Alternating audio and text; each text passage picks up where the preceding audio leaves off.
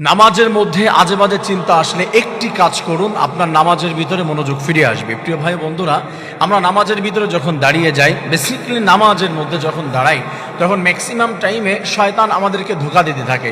তখন আমাদের টেনশন চলে আসে ব্যবসা বাণিজ্যের, তখন আমাদের টেনশন চলে আসে আমাদের পড়াশোনার, আমাদের টেনশন চলে আসে যারা বিবাহ করেছে তাদের হচ্ছে হাজব্যান্ডের প্রতি, ওয়াইফের প্রতি, বা যে কোনো দিক দিয়ে আমাদের চিন্তা ভাবনা চলে আসে। সেই ক্ষেত্রে নামাজের মনোযোগ নষ্ট হয়ে যায়। আমরা যদি চাই যে নামাজের মনোযোগটা ফিরে আসবে, আমরা এমন করে ইবাদত করব যেমন করে রাসূল করিম সাল্লাল্লাহু আলাইহি সাল্লাম শিখিয়ে দিয়েছেন, আন তা'বুদাল্লাহা কাআন্নাকা তারা ফাইন লাম তাকুন তারাহু ফাইন্নাহু ইয়ারাক। এমন করে ইবাদত করবে যেন তুমি রব্বুল আলামিনকে দেখতে পাচ্ছ, আল্লাহ তাআলার দিকে তাকিয়ে রয়েছো।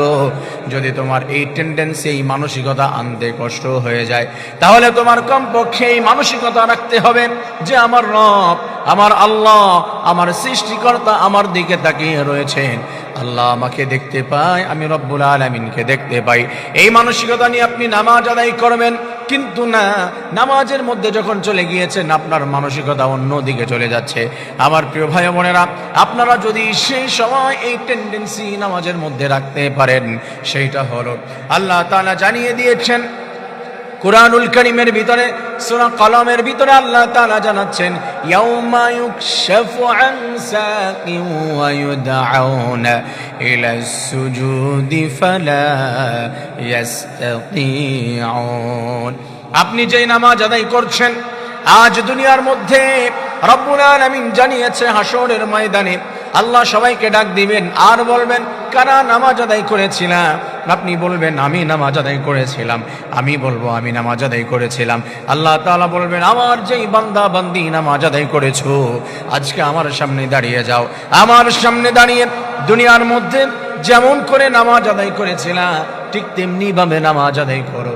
আমার প্রিয় ভাইয়েরা, আপনি আজকে দুনিয়ার মধ্যে যেইভাবে নামাজ আদায় করছেন, এভাবে যদি রব্বুল আলামিনের সামনে নামাজ আদায় করেন, আপনার রব, আপনার আল্লাহ খুশি হবে কি হবে না, এটা আপনি জানেন।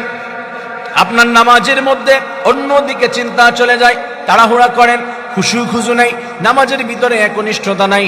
এটা যদি আল্লাহ তাআলার সামনে আপনি প্রেজেন্ট করেন, রব্বুল আলামিন কি খুশি হবে নাকি বেজার হবে? কারণ একটা মানুষ পরীক্ষা দেওয়ার পরে নিজেই বলতে পারে সে কেমন মার্কস পাবে, তার জিপিএ কেমন আসবে। আপনি নামাজ আদায় করছেন, আপনি জানেন কিভাবে তিলাওয়াত করছেন, কিভাবে রুকু করছেন, কিভাবে সিজদা আপনি করছেন। এই সিজদা, এই রুকু, এটাতে আল্লাহ খুশি হবেন কিনা আপনি ভালো জানেন। আমার প্রিয় ভাইয়েরা, আল্লাহ তাআলা যদি খুশি হয় সেইভাবে করবেন, আর রব্বুল আলামিন যদি খুশি না হয় তাহলে করা যাবে না। এই মানসিকতা রাখতে হবে, এই নামাজ রব্বুল আলামিনের সামনে আমার আদায় করতে হবে।